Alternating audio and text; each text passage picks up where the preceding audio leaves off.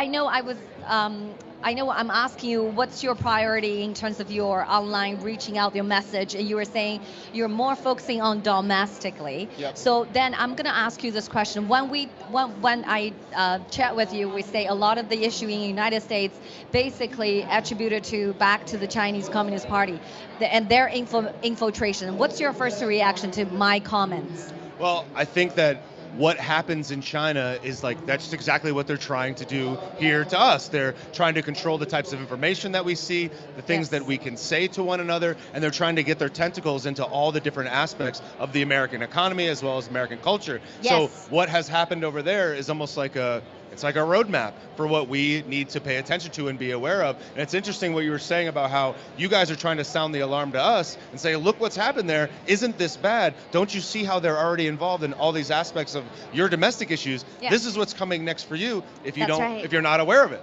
That's so beautifully well said. Yes, that's why we're here by NFSC and talking to friends and American patriots to pay attention to this, right? So everything happened to us because I briefly introduced, our funder of the new federal state. It's how he has been attacked and persecuted by CCP in China, but here also in the United States because, everywhere the social media is censoring us. So as a media influencer, and you see more and more censoring happening on the social media, due to Americans.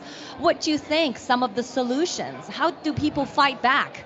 Well, I think that the thing that I always tell people to do is to be not afraid to distribute the truth and to play the game in a way that will allow your message to get distributed. And look, I don't like the censorship, of course I don't, but I have to figure out a way to make sure that I stay in the town square, to make sure that I can still be there telling the truth. So a lot of people will fight it and say, I'm not gonna download TikTok because TikTok has all these influences in there and it's bad. It's like, well, if your voice isn't on TikTok, then their voice is on TikTok. That's the dominant voice that's there. So instead of being mad and rejecting it completely and letting their ideas run free and infiltrate the youth in such a pervasive way, we have to also be there and not be afraid to be in a place that we might not want to be in order to push the message forward. So I think it's really important that people go to where the people are and talk about things that matter and not be afraid of the blowback from it, because people will recognize you being real and honest, and they'll stick with you in the long term as long as you're not a liar.